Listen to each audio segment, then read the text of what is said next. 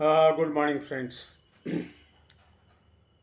आपको याद होगा 2 दिन पहले मैंने जो एडेल्सन्स नाम की वेब सीरीज है जो नेटफ्लिक्स पर आई है उसकी चर्चा की थी। और मैंने ये बताया था कि ये बहुत अच्छी वेब सीरीज है और थोड़ी सी अप्रचलित भी है। अप्रचलित इस अर्थ में है कि इसमें जो सक्सेस के जो आजकल मानक बताए जाते हैं, सफलता के जो मानक बताए जाते हैं वेब सीरीज़ की, कि उसमें ज़्यादा मार धाड़ हो, क्राइम हो, क्रुएल्टी हो, उससे अलग है ये। और पेरेंटिंग पर है, मतलब बच्चों का लालन पालन कैसे करते हैं आप, और कैसे आप आज का जो ज़माना है, जो सोशल मीडिया का ज़माना है, उसमें बच्चों को से आप बहुत अनजान भी रह जाते हैं कि वे क्या सोचते हैं और क्या कर रहे हैं। तो बहुत अच्छी ये वेब सीरीज है एडोलसेंस नाम से। मैं इसकी चर्चा आज इसलिए कर रहा हूँ कि अनुराग कश्यप ने, जो इंडियन फिल्म मेकर हैं और बड़े कंट्रोवर्शियल भी रहते हैं कई बार अपने बयानों के लिए, लेकिन आज का उनका जो बयान, आज जो मैंने पढ़ा है, बयान तो उन्होंने कर ही दिया है, उसको लेकर के एक बयान दिया है और उन्होंने नेटफ्लिक्स पर आरोप लगाया है कि जो हिंदुस्तान में उनका है, जो उनका जो प्रोजेक्ट है netflix.in यानी नेटफ्लिक्स इंडिया, वो उस तरह की आज़ादी नहीं देता भारतीय जो डायरेक्टर हैं, फिल्मकार हैं, उनको जैसी उन्होंने एडोलसेंस को दी है। क्योंकि एडोलसेंस में एक क्रिएटिव फ्रीडम तो है और उसमें खास करके अंत जिस तरीके से किया गया है वो ब्लैक एंड वाइट में नहीं है। मतलब ये नहीं बताया गया कि गलती क्या हुई, किसकी हुई, क्यों ऐसा हुआ, बल्कि एक प्रक्रिया को बताया गया है। तो वैसी आज़ादी अनुराग कश्यप का कहना है, और उन्होंने मुख्य रूप से नाम भी लिया है टेड सारंडोस का। टेड सारंडोस जो हैं वो नेटफ्लिक्स के उसको कहते हैं कि सीईओ हैं, दरअसल वो को सीईओ हैं।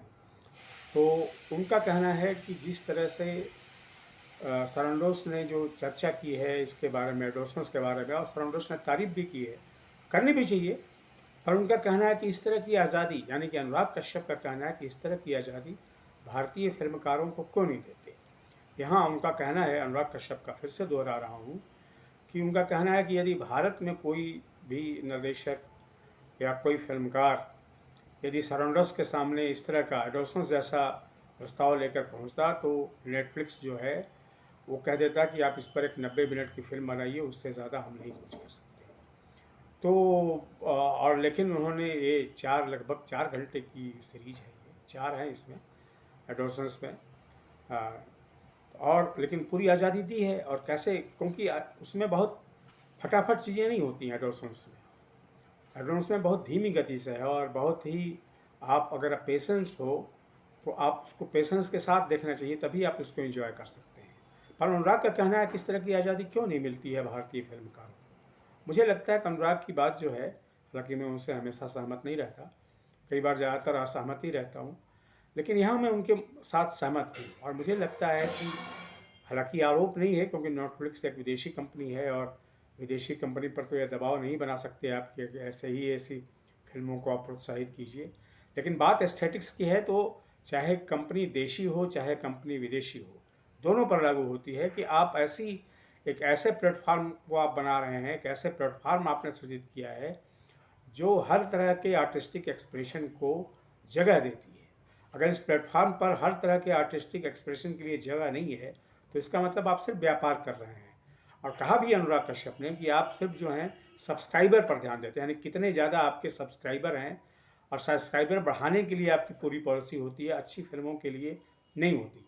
यानी आप अच्छी फिल्में बनाएं, या आप ज़्यादातर जो फिल्में, नाम नहीं लिया है उन्होंने, पर उनका कहना है कि यहाँ आपका इतना ज़्यादा जोर रहता है सब्सक्राइबर पर नेटफ्लिक्स का कि अच्छी फिल्में बन नहीं पाती हैं। और ज़्यादातर ऐसी फिल्में बनती हैं जिसमें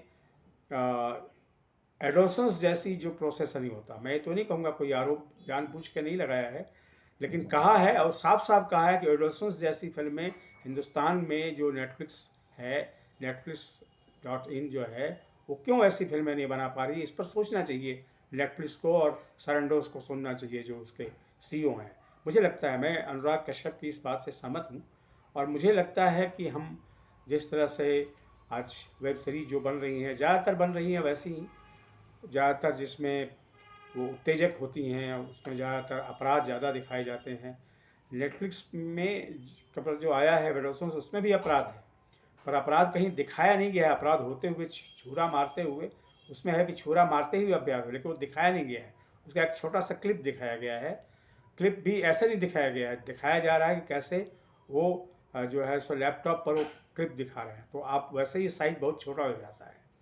तो मेरे कहने का तात्पर्य यह है, और मुझे लगता है कि अनुराग कश्यप के भी कहने का तात्पर्य यही है कि आप फिल्मकार को, चाहे वो निर्देशक हो चाहे प्रोड्यूसर हो, उसको ऐसी आज़ादी दीजिए कि एक ऐसी फिल्म बनाए या ऐसी वेब सीरीज़ बनाए जिसमें एक तरह की क्रिएटिविटी हो, एक तरह का आर्टिस्टिक प्लेजर हो जो एडल्सन्स में है।